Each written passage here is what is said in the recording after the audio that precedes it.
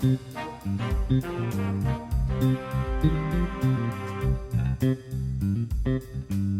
and welcome to Dollars and Cents, the Australia Institute podcast where we talk about just what the hell is going on in the economy.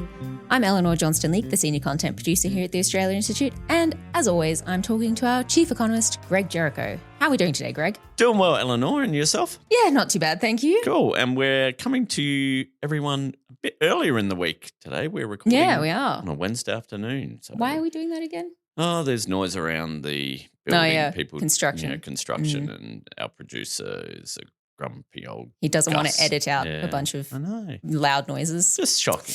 Yeah. Can't get good help these days. And before we get started, I should once again just give a nice little plug for our Revenue Summit, the Australian Institute's Revenue Summit, which is going to be held on Wednesday, the 29th of October at Parliament House here in Canberra. So if you are around or you're able to travel, it's going to be a great event. Lots of really good, interesting people giving speeches, doing panels, politicians. And also Greg will be there. And also Greg will be there giving a speech once he's written it.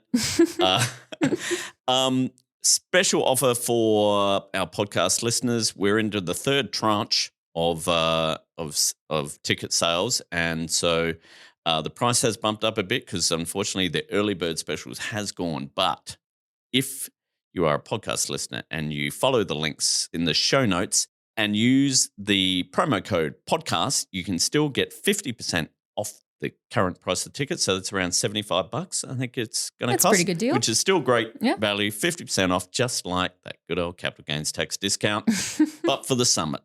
So yeah, if you want to get involved and be able to ask questions, talk to people like David Pocock, myself, Richard, Dennis, Amy Ramikis is going to be hosting a panel as well. Lots of really good discussion on policy about how we can make this country better. Get along to it. Follow those notes. Promo code podcast. Get amongst it.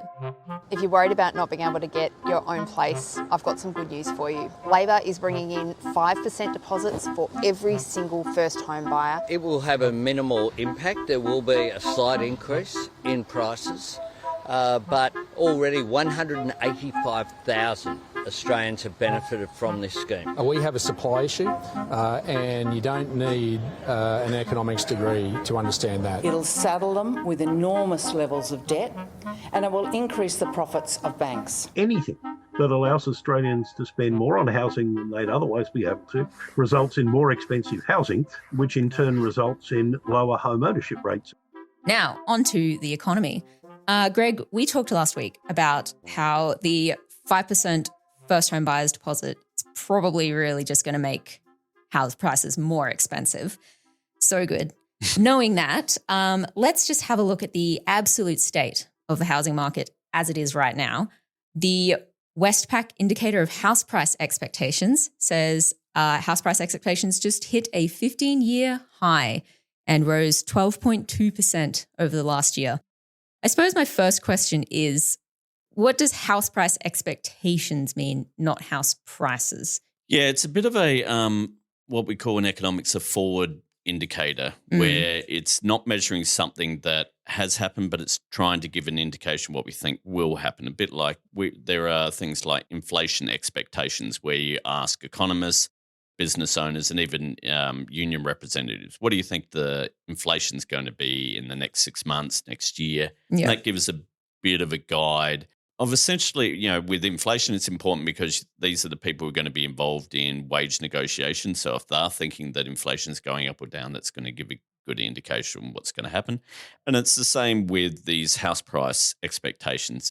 If people are out there thinking, I reckon house prices are going to be going up, or it's a really good time, I'm going to get into it, the housing market now in big numbers, that's a pretty good indicator that house prices are going to follow and are going to go up. Does it ever not happen that way? Oh, look, there's never a one-for-one wonderful measure that is never wrong. But I think the fact that it's the strongest in 15 years gives away something, especially when you think what happened back around 15 years ago. That was coming to the end of the period after the GFC, and it's when the Reserve Bank started cutting rates.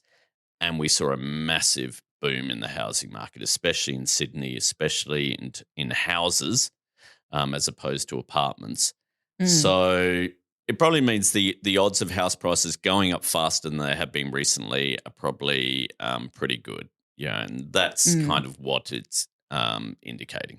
The fact that they already rose 12.2% over the last year, that seems like a pretty big jump to begin with. Yeah, I mean, the house prices have we had that huge surge during the pandemic when we had the home builder programs and interest rates effectively at zero. Then there was a bit of a drop from that, not really much of a drop in prices, but a real slowing of the growth. And now it's picked up because we are starting to see interest rates having fallen, and there's this belief amongst people that they're not going to go up again, or at least not going to go up for a while. Yep. Of course, they knows? inevitably will go up at some point, but the sense is, they're going down now. And as we were talking about last week, the Reserve Bank almost sounds like, they mightn't be doing anything. So people are feeling like, we're over that, horrendous 15 months or so or whatever it was in a row of interest rate rises, of us getting smashed. Now I can borrow with a bit more confidence. And that's what we're seeing. And of course, the government at this point decided, hey, how'd you like to also just borrow with 5% of a deposit? So that's also added to the whole mix.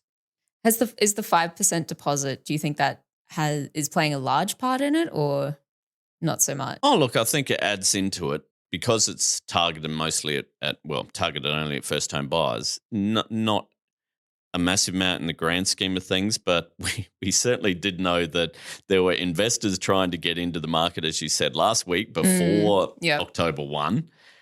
And then there's this happening. And so I think there's just this general sense with those, combined with the interest rates and, that new deposit, that, this is I better get in now, because also it becomes a bit self-fulfilling as well. And that is always a bit of worry where people think, house prices are going to go up, I better get in now before they go up. Yeah. And so everyone rushing to go in creates more demand, more bids at auctions, and the prices go up, and so everyone trying to avoid prices going up or getting in before prices go up causes prices to go up. So to use a technical term, we're cooked.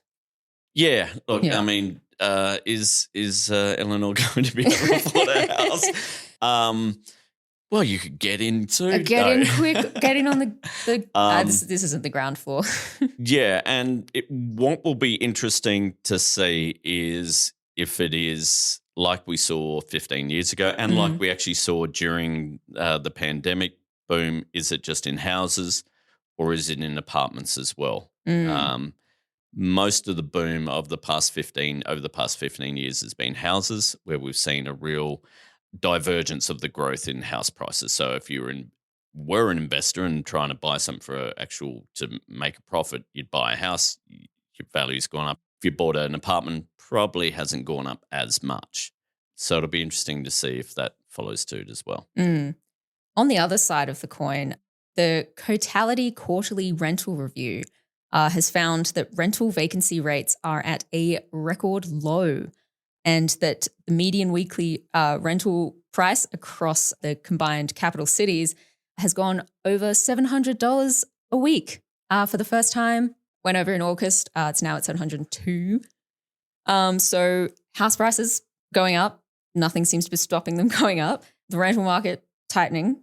That seems kind of cooked. There's a lot of cooking going on. There's a lot of cooking. This is really important because, to be honest, even we don't spend as much time as we perhaps should talking about renters who make up a significant part of the housing market. It's very easy to talk about housing affordability and just kind of forgetting rental affordability.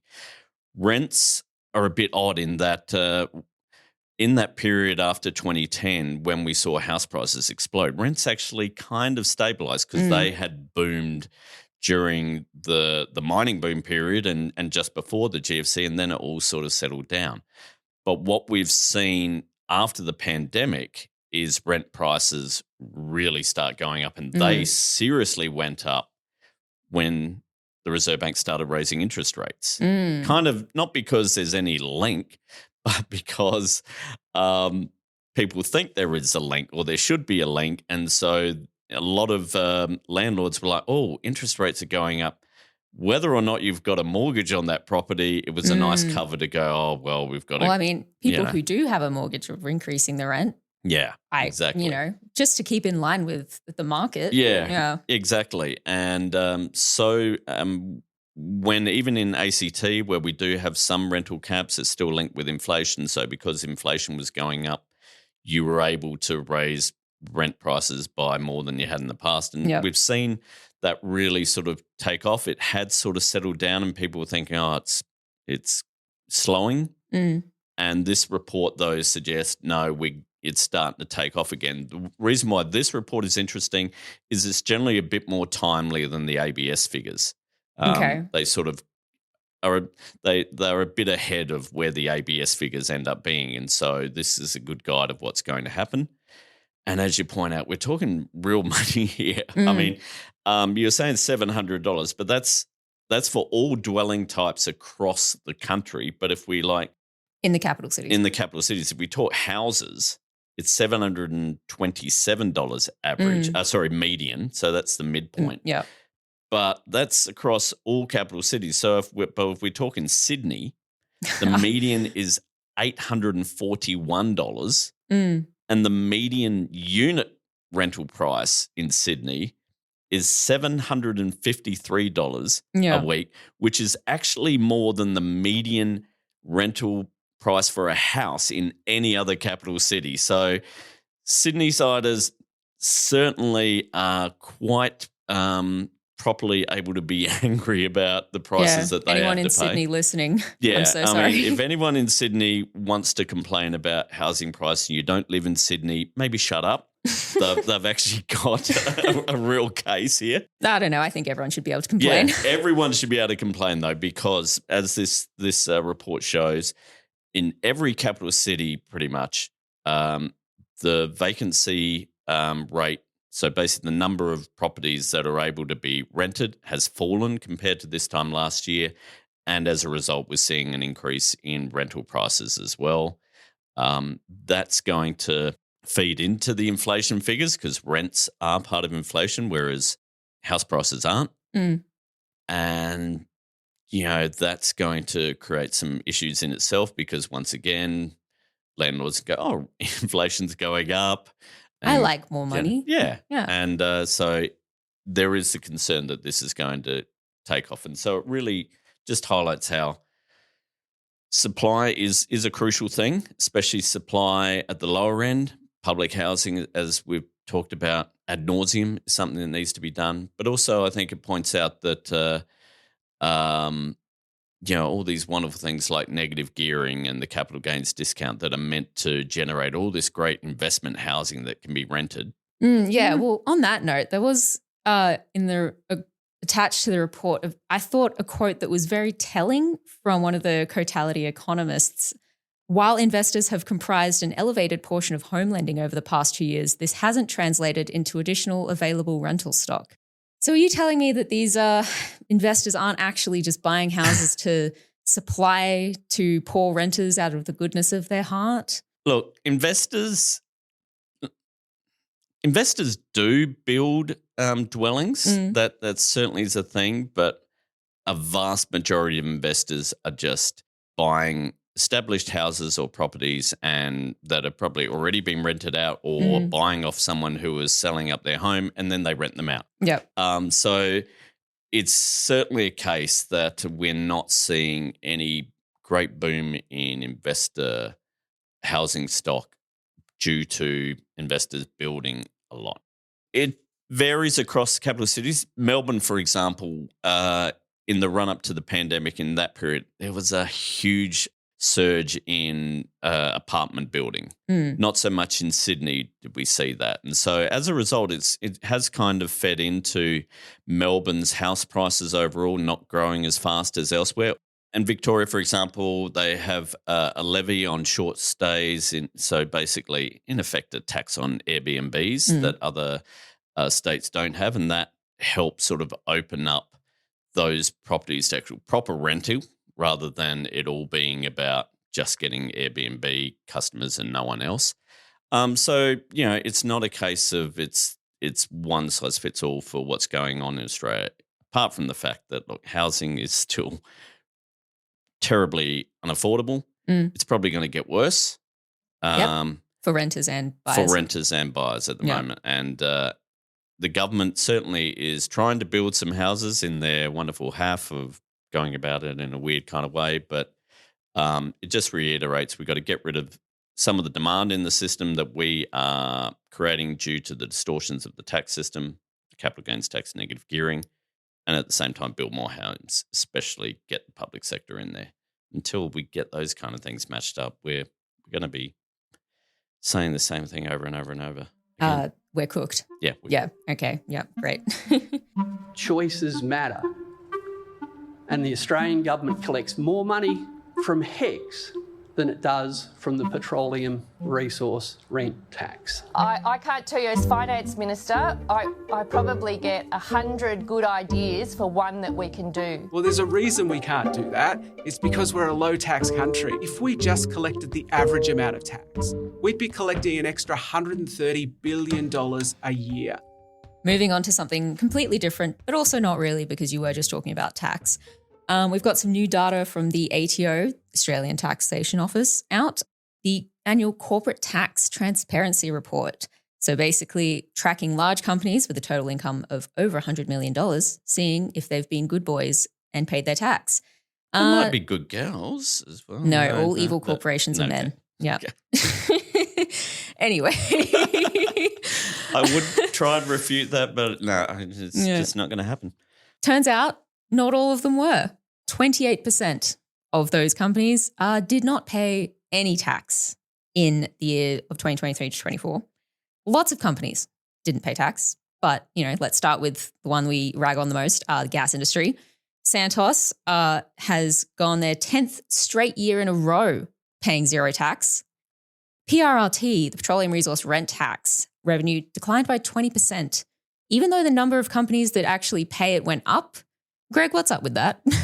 Yeah, look, the entire corporate tax transparency report, which is a thing that the Gillard government brought in 2013-14. So we're now into year 11. So we're getting some really good long-term data here. Some people are getting a streak.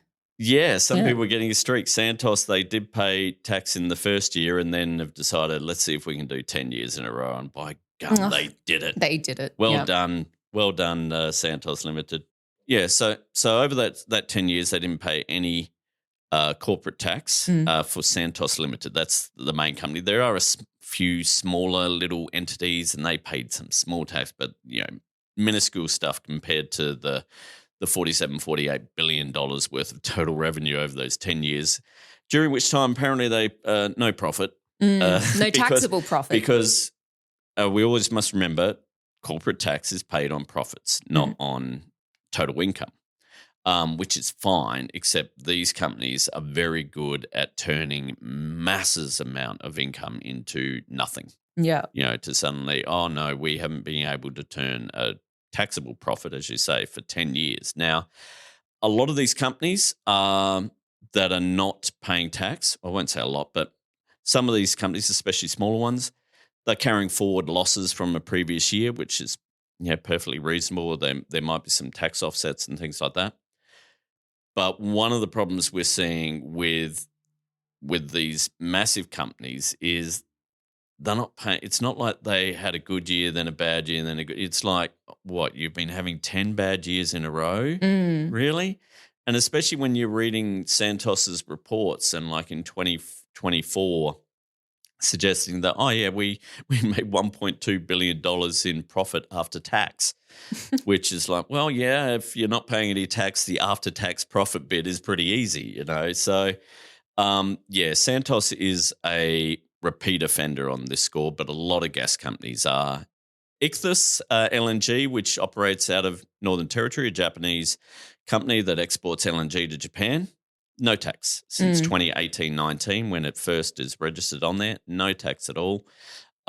This year, again, it gets a bit tricky. Glencore, one arm of Glencore did pay tax, but another part, Glencore Holdings, paid zero tax even though it had something like $4.3 billion in revenue, and actually had more than that in taxable income, had over $5 billion in taxable income, and yet somehow it paid no tax. Now, I don't know what the heck's going on. I don't know if there. that would work if I tried that at the ATO. And so it's a case of we've got, Chevron paid no tax, or Chevron, one of Chevron's companies paid no tax, AGL Energy, no tax. Gas industry is just notorious for not paying tax. Iron ore, companies like BHP and Rio Tinto do pay tax. Mining companies have a lot less, shall we say, opportunity for shifting money around that gas companies do. That's a very polite way of putting it. Yeah, I mean, because as we say, what's happening with gas companies? They're getting natural gas out of the ground and then converting it to LNG and then exporting it. And so there's a lot of buying from themselves, selling to themselves, selling to the parent. It's all a bit, can get very opaque very quickly, whereas Rio Tinto dig stuff out, ship it off. The banks as well. Yeah, Westpac and NAB and Commonwealth Banks, they all pretty much pay nearly 30% tax on taxable income and pay a fair bit because they don't have as many sort of opportunities to shift money around the world. Well, it's not just gas that have managed to pay $0 on billions in revenue.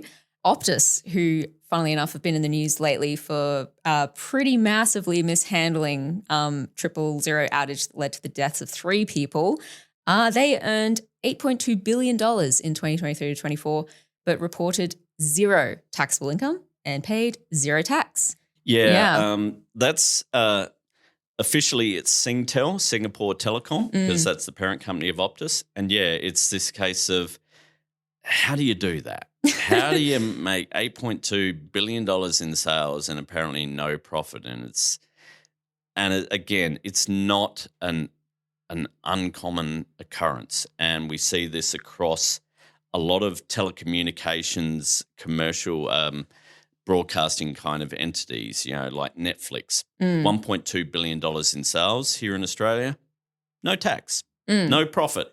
Yeah. And this is where it gets very shifty because you think, what's going on there? And because clearly if it was costing Netflix Australia $1.2 billion to run its operations and it was cancelling out all its revenue, Netflix America would be saying, bugger that. Clearly there is profit being made. It's the same, someone like Microsoft. We're talking $8 billion in revenue.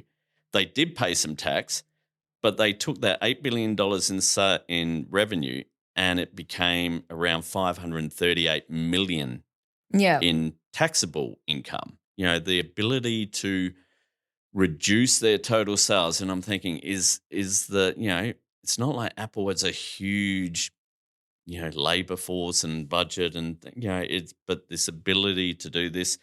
Apple as well, took it from $12.4 billion in total sales down to $528 million in taxable income, and they paid some tax on that. It's a very good magic trick. It really is. And the thing I wrote about in my Guardian column this week was right at this point that we're seeing these reports, we're also seeing news reports about how people are being targeted by the ATO for old tax debts that they had from up to a decade ago, some of these. And I saw even one report about from 2006. And it's a case of, and these are, small amounts. They might be small amounts relatively, big for people because they might be like $4,000. Yeah.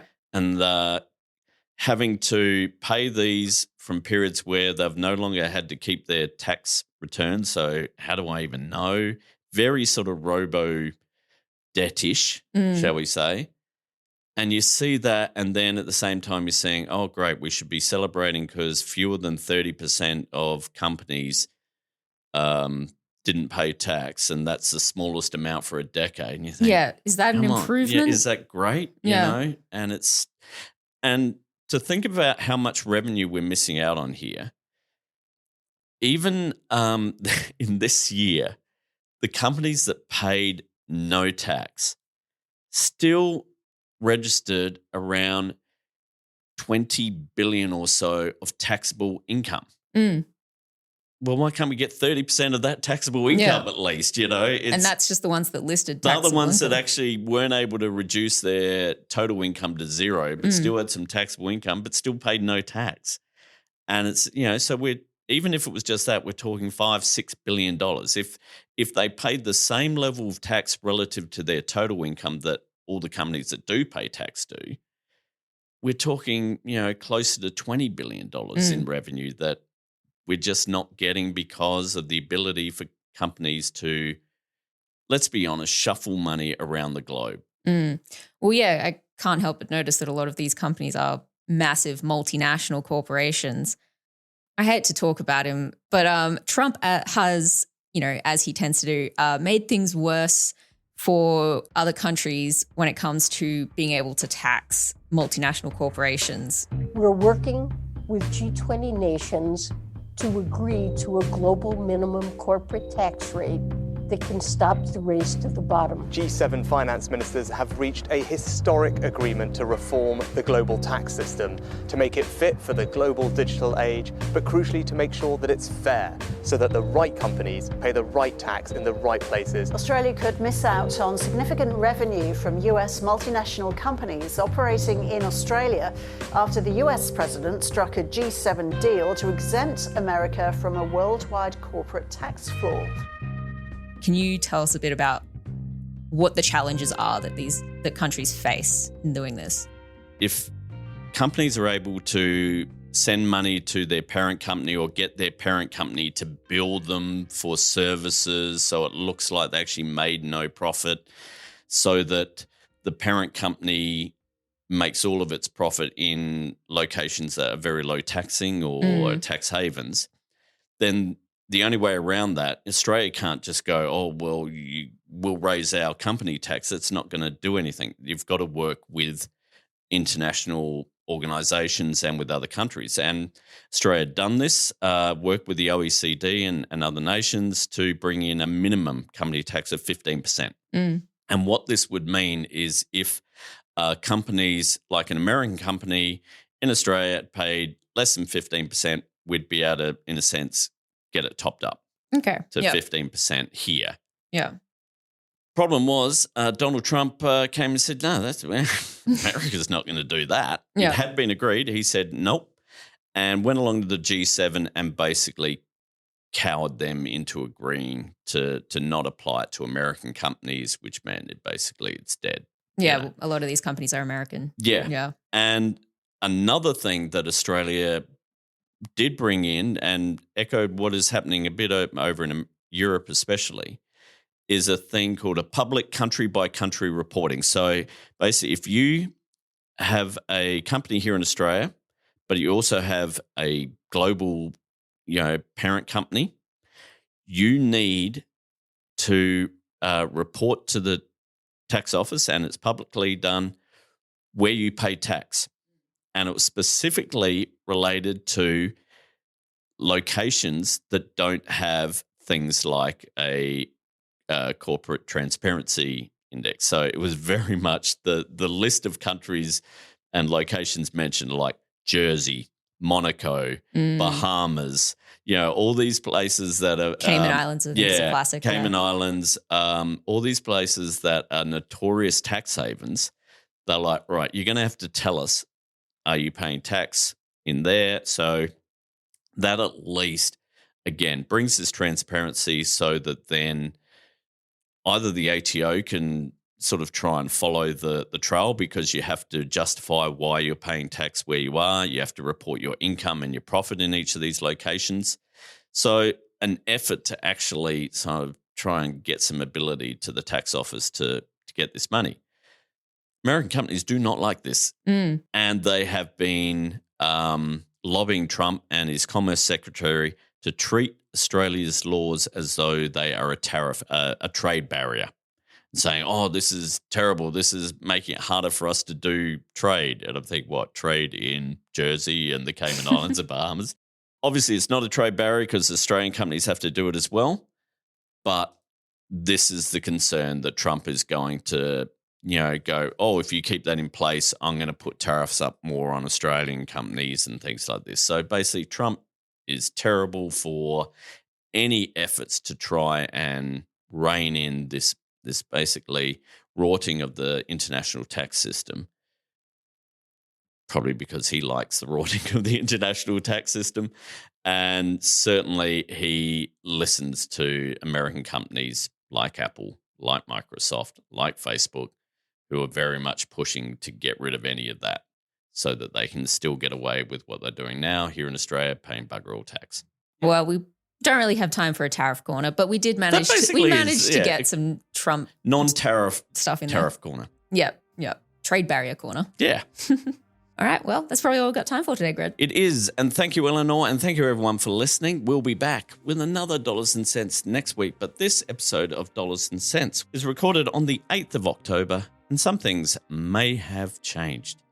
You can read all about the numbers involved in the corporate tax transparency in my article in Guardian Australia. And if you want to hear more information about what companies are not paying tax, tune in to the episode of Follow the Money this week with Matt Grudnoff chatting with Ebony Bennett. The link will be in the show notes, or you can just find us on any of the usual podcast platforms.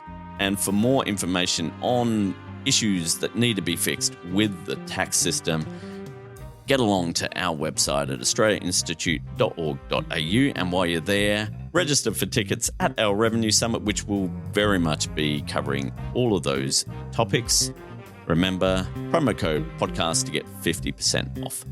As usual, our music is from Blue Dot Sessions. Everyone, have a great week, and we'll see you all next week. See ya.